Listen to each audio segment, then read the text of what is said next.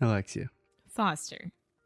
can you tell me where were we last weekend? We were in Wilmington, North Carolina. Wilmington, North Carolina. Yes, we were. Next question. What did you think about Wilmington? Such a sweet city, small town, right? Yeah, I would say it's a small city. I'm not Yeah. sure how big it is in terms of population, but it Yeah. feels like a small town. It's beautiful. It reminds me a lot like Charleston because of the architecture. Can we try that one more time? Architecture. Architecture. Yeah, you don't have to say arqui. We would actually say o som do schwa aqui. Então é architecture. Architecture. Architecture. Architecture.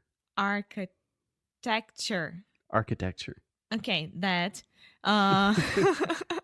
The nice buildings and the way that they were constructed. Yes, it's like a small Charleston without all the tourism. And I don't know, maybe during summertime there gets really, really crowded because of the beaches and the river and things like that. Yeah, so just to put it into context, Wilmington, North Carolina is on the east coast of North Carolina. So imagine Florida. All Brazilians know Florida. Then the state above Florida is South Carolina, where I was born. And then you have North Carolina. And then on the east coast, with the Atlantic Ocean, you have a city called Wilmington.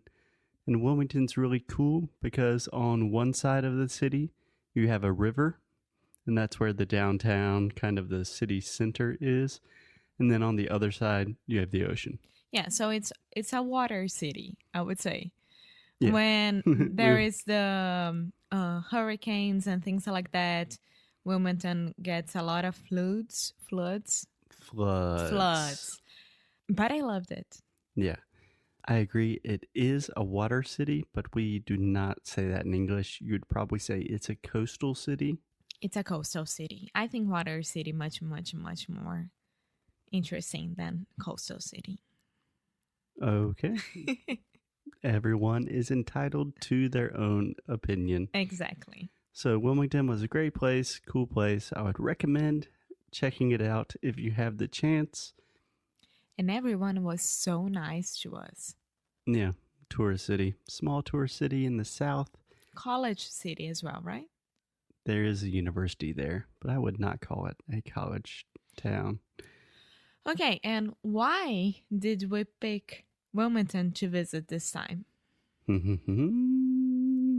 So, for Valentine's Day, American Valentine's Day, which is February 14th, if I'm not mistaken, Alexia got me what could possibly be the best present I've ever received: 2 tickets to see our favorite comedian, Chris Gethard. Yes. Yay! So he was doing 2 nights show in Wilmington, Friday and Saturday. Yeah, he was doing 2 shows. Yeah. And I picked up the last one Saturday night because I didn't know how the logistics to get to Wilmington would be. Yeah. So I played safe. Yeah, I played it safe. I played it safe. That's a good phrase.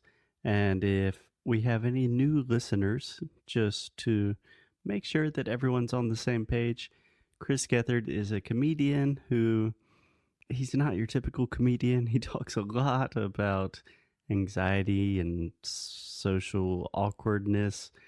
But at the end of our podcast and just kind of our company motto, you could say, like our slogan is lose well. And that is a phrase that comes directly from Chris Gethard, and we love him to pieces. Yes, and it was like when I first came to the United States, Foster and I, we used to road trip a lot. And every time that we were in the car, we were listening to 1 or 2 episodes from Beautiful Anonymous, which is Chris' podcast. Right. Chris's podcast. Chris's podcast. And can we try the word anonymous? Anonymous? Yeah, so that is actually just like pra, anonymous. Anonymous. Yeah, so Chris has a podcast called Beautiful Anonymous. Which is amazing. It is. Amazing for everyone to study English, to just listen to something, to whatever. Yeah. Exactly. So Alexia bought tickets for Saturday night, and then on Thursday, the day before we left, I was thinking, Alexia, Wilmington's not that big of a city. We love Chris Gethard so much. He's doing a show both nights.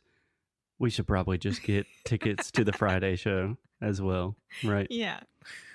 Yeah. So we ended up going to 2 comedy shows with the same comedian.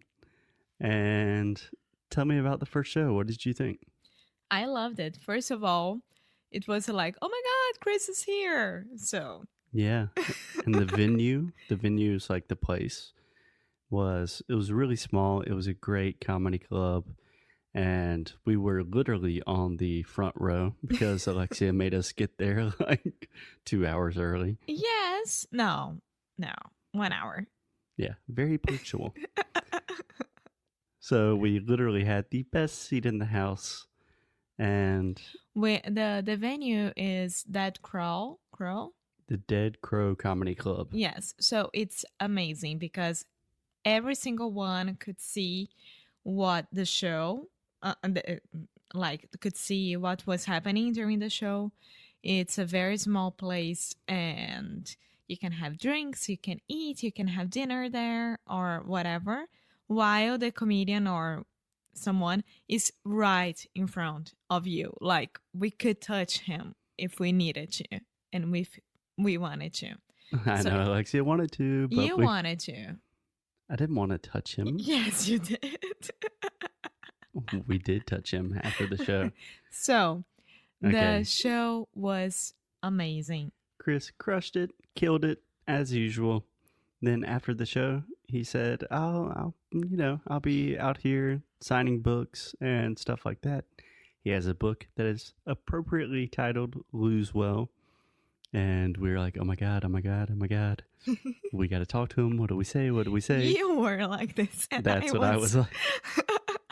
I was playing cool. Playing it cool. Yeah. So what happened? Chris and Carmen, his friend who opened the show for his Chris. Opener. Yeah.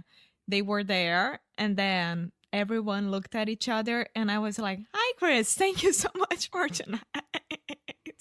I'm really happy to be here. I came from Brazil just because of you. And then his night ended right there. He was like, what? Why would you do that? He was actually, it seemed like he was offended. He's like, you traveled from Brazil to come see me? And she was like, well, I was also visiting my boyfriend. And no, but he was like, why would you do that? This was his phrase. Why would you leave Brazil just to see me here in Wilmington, North Carolina? Yeah. So then we actually kind of started really having a conversation. And Foster could calm himself down a little bit. Oh, I was cool. But we told him that we are also podcasters and that a lot of Brazilians listen to his show and that we always say lose well. And he was like, oh my God, this is crazy. Yeah, because he does Brazilian Jiu-Jitsu. Yeah, he's a big fan of and Brazilian one of Jiu-Jitsu. his best friends is Brazilian. So he was like, oh my God, Brazil loves me. I need to check it out because he wasn't believing us at all. He was like having a lot of questions like, how Brazil knows that I exist? How does Brazil know that I exist? Yeah. And then we talked a while. It was going really, really well. We were super excited. And then we're like, well, we'll talk to you again tomorrow night because we're coming again to the show.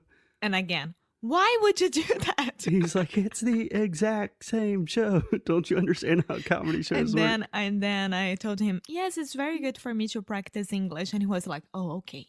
Okay. He bought this idea as well. So it was a lovely experience. And then the second night and what follows after that gets even crazier. And I think we should continue with that story tomorrow. Okay. Bye.